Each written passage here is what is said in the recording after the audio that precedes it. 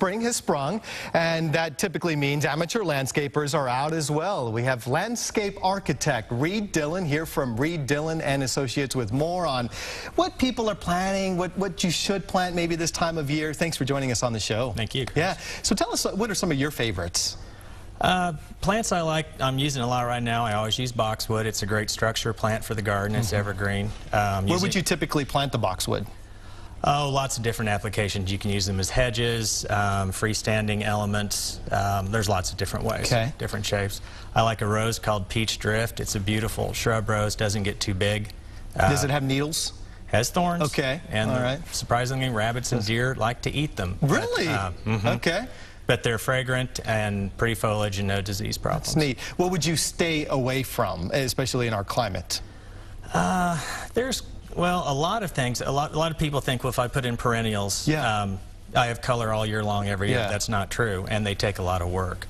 I'm not saying you should stay away from perennials, but you just need to be involved of the work and things involved with I really like one particular plant that I enjoy, the potato vines, you know, the bright green ones. Right. Those are really cool. Yeah, they're a great plant for pots. Yeah. They even work well in the ground as well. Okay. But they have to be replaced every year. And what are some quick tips and tricks like to just make over your garden if you want to start fresh? If you just want like a splash of color, I recommend people do a grouping of pots in one area rather than doing big areas of color in the ground. It's a lot less work, and you can do like a lot of pots come from Vietnam now that are brightly colored if you like that look, and you can do bold splashes of color and get a lot of impact without very much work. That's neat. So just put pots in certain areas. And large scale ones, you know, things this big around. Okay, so should you be strategic as to where you put these pots? Yeah, if you've got one part of your garden that's more attractive than others, it's going to draw your eye, so you naturally want to draw your eye towards the prettier parts of it. How do you know if you have good soil or not, if you may want to get some dirt? Get it tested. Send it to the Soil Conservation Service, your local service, and they'll do that. I think it's generally for free,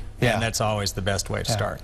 Are you noticing more people wanting to have these beautiful outdoor living spaces? I mean, I dream of having one with like a whole barbecue setup and sink and just where you can hang out all day. We design a lot of those. You know, in our climate, you need to have a shade element just because it is so hot in the summer. But in outdoor kitchens, if you're a big cook, it's a great investment to have. What would something like that cost you? Just a basic one, you know, where you have an outdoor kitchen. They can go from $10,000 to $100,000, just depending on the complexity and the scale. And if you need to build a deck and how big and all those things. All right, so what are the most popular things, the trends that you're seeing?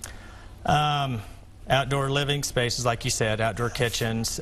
Fire is a big element for a lot of people now, fire bowls and things like that. Like a fireplace outside.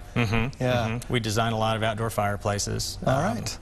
In conjunction with pools and things like that. Well, sounds good. And actually, Reed had mentioned that he's willing to come to my place and help me out with my garden and my yard. So I will share with the viewers the ideas that you've recommended, and we'll see how it looks. Maybe we'll do that maybe the next week or so. That'd be great. Reed, thanks for coming by. Thank you. All righty, we appreciate it. We'll be right back, everyone. Stay tuned.